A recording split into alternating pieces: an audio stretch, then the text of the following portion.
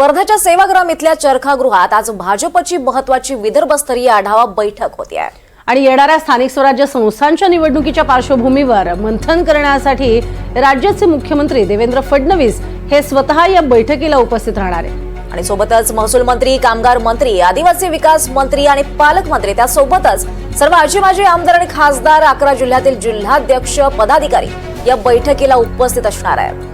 तब्बल 750 पदाधिकारी या बैठकीसाठी हजर असणार आहेत। मुख्यमंत्री सुद्धा। तर याचाच आढावा घेतलाय आमचे प्रतिनिधी निलेश बंगाल यांनी।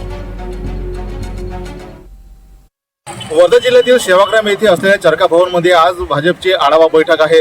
विदर्भातील सर्व नेते, सर्व मंत्री तथा मुख्यमंत्री देवेंद्र फडणवीस वर्ध्यामध्ये आहे आणि आपण माझ्या मागे बघू शकता कशा प्रकारे जय्यत तयारी जी आहे या बैठकीची करण्यात आलेली आहे। खरं म्हणजे विदर्भातील पूर्ण 19 जिल्हाध्यक्ष आहेत भाजपचे, सर्व आजी-माजी खासदार, आजी-माजी आमदार, सर्व मंत्री आणि सर्व पदाधिकारी यांची ही बैठक आहे। या बैठकीचे आयोजन जे आहे हे चरखा भवन या ठिकाणी करण्यात आलेले आहे आणि आपण बघू शकता आता व्हीआयपी असतील किंवा जिल्हाध्यक्ष असतील किंवा पदाधिकारी असतील यांची येण्याची वेळ सुरू झालेली आहे। खरं म्हणजे पोलिसांचा सुद्धा चोख बंदोबस्त या ठिकाणी ठेवण्यात आलेला आहे।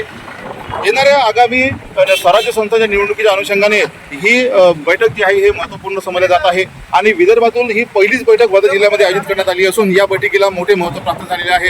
खरं म्हणजे या बैठकीची तयारी जी आहे हे सुसज्ज अशी करण्यात आलेली आहे। पोलीस यंत्रणा सुद्धा सतर्क आहे आणि आपण बघू शकता पूर्ण विदर्भातील पूर्ण पदाधिकारी जे आहे आता या ठिकाणी जमा व्हायला सुरुवात झालेली आहे।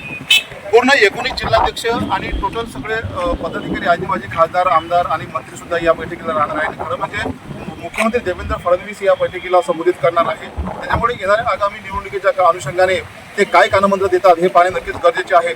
निलेश बंगाले, NDTV मराठी, वर्धा।